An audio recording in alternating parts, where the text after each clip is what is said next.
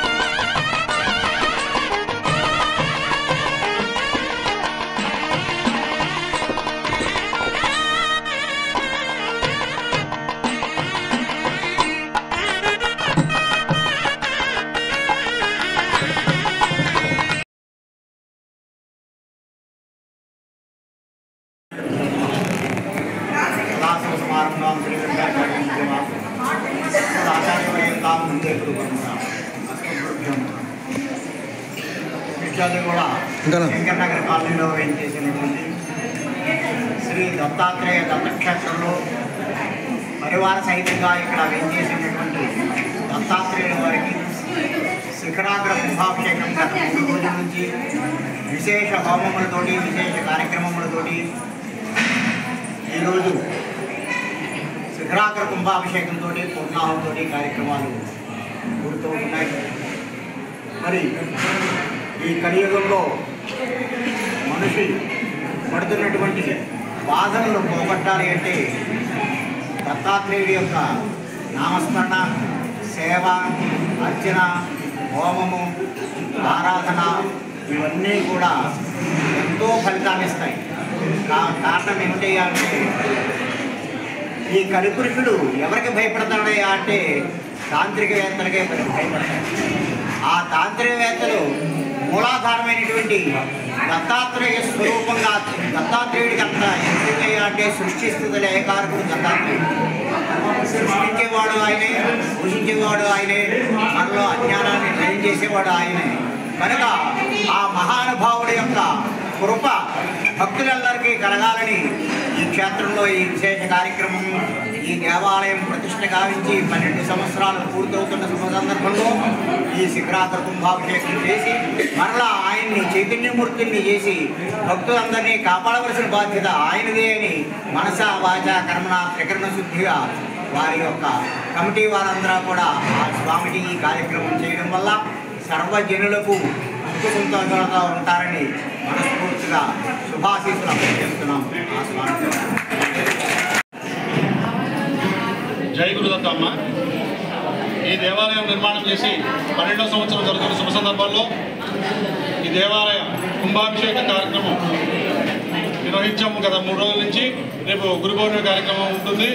ఈ దేవాలయము తెలంగాణ రాష్ట్రంలోనే అత్యద్భుతమైనటువంటి క్షేత్రంగా విరాజిల్లుతుంది. కలియుగంలో కూడా దత్తాత్రేయ స్వామి స్వయంగా దర్శనించినటువంటి క్షేత్రం ఈ క్షేత్రము. ఈ క్షేత్రానికి స్వామి పిచ్చివాడి రూపంలో వచ్చి నదిలోంచి పక్కన ఉన్న చెరువులోంచి నడిచి వెళ్ళటం చూసినటువంటి భక్తులు మన దేవాలయంలో ఉన్నారు. స్వామి ఎంతో మందికి పిచ్చివాడిగా, అవధూతగా, సాధువులుగా ఎంతో మందికి ఈ దేవాలయంలో దర్శనం ఇస్తూ ఉన్నారు. అలాగే ఈ దేవాలయంలో స్వామి స్వయంగా తెలియజేసింది ఏంటంటే 9 పౌర్ణములకి దత్తహోమం కానీ 9 బహుళ అష్టములకి అనహావ్రతం కానీ చేసుకోమని, ఒక్క రోజులో ఒక్క ప్రదక్షిణ చేస్తే తీరిపోతుంది కానీ వాళ్ళ పూర్వజన్మ కర్మల అనుసారము అది తీరాలంటే 9 నెలలు ఖచ్చితంగా 9 పౌర్ణములకి కానీ 9 బహుళాష్టములకి కానీ అనహావ్రత వ్రతం కానీ చేసుకోమని స్వామి నిర్దేశించారు.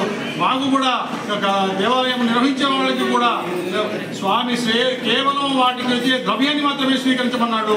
అదిగాక ద్రవ్యం లేనివాడు, చేసుకోలేని వాడు వస్తే ఉచితంగా ద్రవ్యము దాతల నుంచి స్వీకరించి చేయమని కూడా స్వామి ఆజ్ఞ మేరకు ఈ దేవాలయంలో దత్తహోమాలు, అనగాష్టమి వ్రతాలు కార్యక్రమాలు నిర్వహిస్తున్నాం. ఈ దేవాలయము స్వామిని స్మతృగామి అంటారు. స్వామి స్వయంగా భక్తులకి దర్శనిస్తున్నటువంటి క్షేత్రం ఇది. క్షేత్రము ఎక్కడెక్కడి నుంచో దూర ప్రాంతాల నుంచి ఇది క్షేత్రాన్ని దర్శిస్తూ ఉంటారు. కాబట్టి మీరందరూ కూడా స్వామి కృపకు పాత్రలు కావాలని, స్వామిని సేవించాలని.